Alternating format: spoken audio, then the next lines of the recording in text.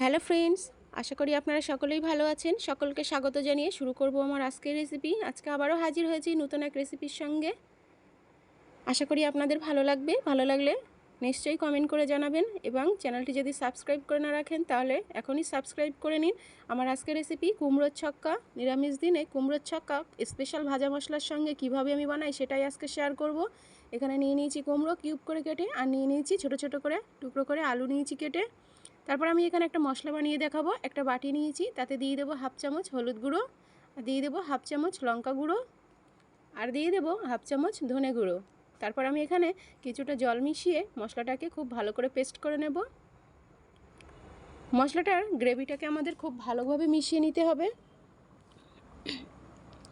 মশলাটা এখন বানানো হয়ে গেছে। মশলাটা বানানো হয়ে যাওয়ার পর আমি এখানে একটা ভাজা মশলা বানিয়ে নেব। তার জন্য গ্যাসে একটা কড়াই দিয়েছি, তাতে দিয়ে দেবো সামান্য কিছু গোটা ধনে, গোটা জিরে, আর দিয়ে দেবো মৌরি। তার সঙ্গে দিয়ে দেবো দুটো শুকনো লঙ্কা, দিয়ে খুব ভালো করে এটাকে ফ্রাই করে নেব।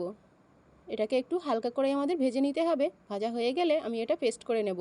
তারপর গ্যাসে একটা কড়াই বসিয়ে নিয়েছি এবং তাতে দিয়ে দেবো সাদা তেল। সাদা তেলটা দিয়ে তারপর আমরা এখানে দিয়ে দেবো কুমড়ো। কুমড়োগুলোকে এখন আমরা ভেজে নেব খুব ভালো করে। এখানে বলে রাখি, কুমড়ো ভাজার সময় আপনারা একদমই নুন ব্যবহার করবেন না, তাহলে কুমড়ো থেকে কিন্তু জল বেরোবে, আর কুমড়োগুলো একদম ভেজে নেওয়া যাবে না। কুমড়োগুলোকে আমাদের খুব ভালো করে ভেজে নিতে হবে। কুমড়োগুলো ভাজা হয়ে গেলে আমি কুমড়োগুলোকে একটা পাত্রে তুলে নেব। সব কুমড়োগুলোকে আমার তুলে নেওয়া হয়ে গেছে এবং ওই একই কড়াইতে দিয়ে দেবো সরিষার তেল, আর ফোড়নে দিয়ে দেবো এক টুকরো শুকনো লঙ্কা, আর দেবো 5 ফোড়ন, দিয়ে খুব ভালোভাবে তেলের সঙ্গে মিশিয়ে নেব। ফোড়ন থেকে যখন সুন্দর একটা গন্ধ বেরোবে তখন আমরা এখানে দিয়ে দেবো কেটে রাখা আলু। আলুগুলোকে দিয়ে আমরা একটু ভেজে নেব। আলুগুলো কিন্তু এই পর্যায়ে আমাদের একটু ভাজা ভাজা করে নিতে হবে। ভাজা হয়ে গেলে তারপর আমরা এখানে কিছু বেসিক মশলা অ্যাড করব। দিয়ে দেবো হাফ চামচ আদা বাটা, আর দিয়ে দেবো যে মশলার গ্রেভিটা বানিয়ে রেখেছিলাম সেটা দিয়ে আলুগুলোকে কষিয়ে নেব। আমাদের এটা কিছুক্ষণ কষিয়ে নিতে হবে, যতক্ষণ না আদার কাঁচা গন্ধ চলে যায়। আলুগুলোকে আমাদের কিন্তু খুব ভালো করে কষিয়ে নিতে হবে।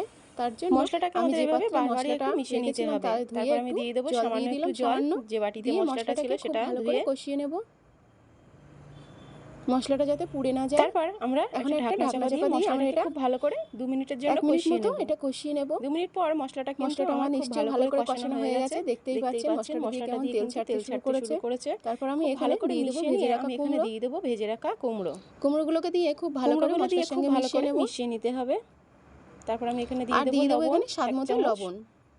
আপনারা লবণটা স্বাদ মতো দেওয়ার পর আমরা খুব ভালো করে আবারও মিশিয়ে নিতে হবে। খুব ভালো করে মেশানো হয়ে গেলে আমরা এখানে সামান্য একটু জল ব্যবহার করব। সামান্য একটু জল আর জলটা দিয়ে সিদ্ধ করে নেওয়ার জন্য আর কুমড়োগুলোকে খুব ভালো করে কষিয়ে নিতে পারি। আমরা একটা ঢাকনা চাপা দিয়ে তারপর একটা ঢাকনা চাপা দিয়ে এখানে 4 থেকে 5 মিনিট মতো রান্না করে নেব, কষিয়ে নেব। দেখুন জলটা অনেক কমে এসেছে, মশলাটাতে কিন্তু অনেকটা জল কমে গেছে। তারপর আমরা খুব ভালো করে এটা মিশিয়ে নেব। তারপরে দিয়ে দেব আরো কিছুটা জল, কাপ মতো জল দিয়ে দেব আমরা।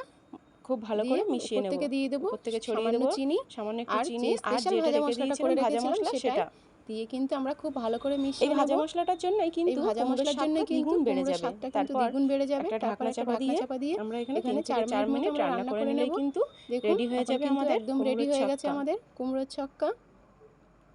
এখন আমি বানিয়ে নেব রুটি। আর রুটি যদি এরকম ফুলকো ফুলকো হয় তাহলে খেতে কিন্তু খুবই সুস্বাদু হয়।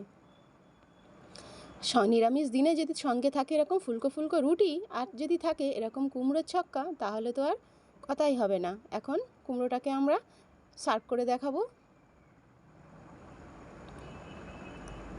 ভিডিওটি ভালো লাগলে অবশ্যই কমেন্ট করে জানাবেন। রেসিপিটি একবার হলেও আপনাদের বানিয়ে দেখার অনুরোধ রইল। ভিডিওটি ভালো লাগলে লাইক কমেন্ট শেয়ার করবেন, চ্যানেলটি সাবস্ক্রাইব করবেন। দেখা হবে নতুন কোনো রেসিপির সঙ্গে। ততক্ষণ পর্যন্ত ভালো থাকবেন, সুস্থ থাকবেন। ধন্যবাদ।